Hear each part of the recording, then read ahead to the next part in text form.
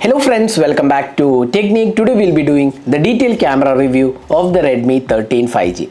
Now in terms of camera, you get a dual camera setup and you get an upgrade from the previous camera. Here we get a 108 megapixel sensor and it's a dual camera setup. So let's see how good the camera experience is on this device. Is there an upgrade over the previous Redmi 12 5G and how good the 108 megapixel camera offers in this price segment. So before going into the video, if this is your first time on this channel, do hit that subscribe button and also hit the bell icon to get notified of all the videos we publish. So let's begin. So first let's have a look at the camera hardware. It comes with a 108 megapixel Samsung ISOCELL HM6 large sensor with f1.75 aperture. It's a 6p lens and secondary camera is a 2 megapixel macro sensor. Now the front camera is a 13 megapixel selfie camera which is f2.45 aperture. So that's the camera hardware of the Redmi 13 5G. Let's go straight into the camera samples to see how it performs. So first let's have a look at the daylight captures taken with this device.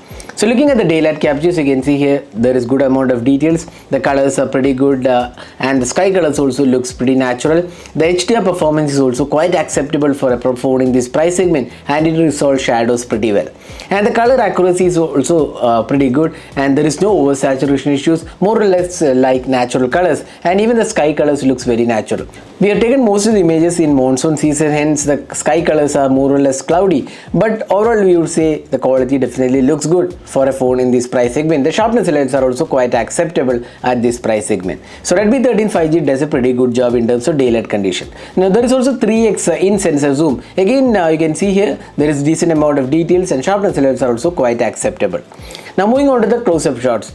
Once again the 108 megapixel sensor does a quite good job with details and sharpness levels are good. The color accuracy is also once again good and there is richness and sharpness levels are also quite good for the close-up shots. Now there is a 2 megapixel macro sensor included in this setup, but we feel that the macro sensor is kind of average at its best. Again the colors are not very accurate and the sharpness levels are just average, and overall the macro quality is strictly average.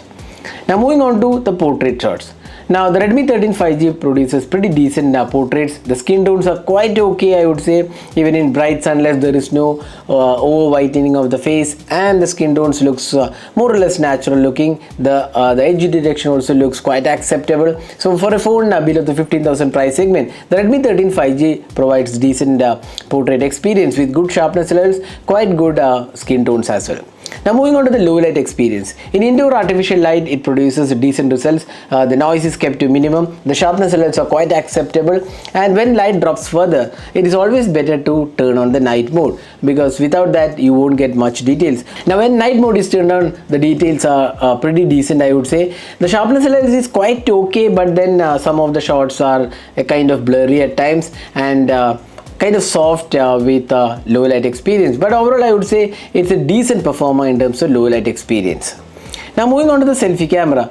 The 13 megapixel selfie camera once again does a decent job overall. It may not be the best out there, but it won't disappoint with quite good looking selfies. Again, selfies are more of a personal choice.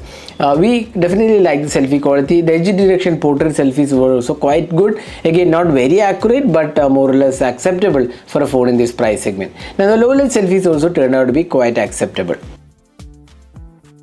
So moving on to the video recording, the phone can record videos only in 1080p at 30 fps and there is no stabilization offered, hence it's definitely not suggested for moving footages, but the video quality is good and the details and sharpness levels are also pretty acceptable.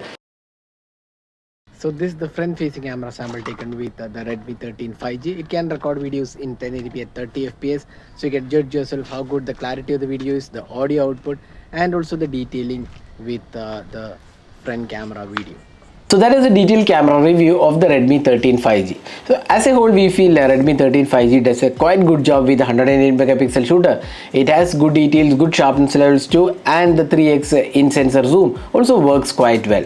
Now the selfies are quite acceptable. The low light performance is once again acceptable, but the macro quality is very strictly average. Again 2 megapixel macros doesn't do that much of a job, but overall we would say Redmi 13 5G definitely is quite a good camera in this price segment, offering good overall performance. So what do you guys think about the cameras on the Redmi 13 5G? Do let us know your thoughts in the comment section. This is Normal signing off with a camera review of the Redmi 13 5G. Hope you enjoyed watching this video. Do hit that like button and also hit that subscribe button for more videos. Thanks for watching. Have a great day.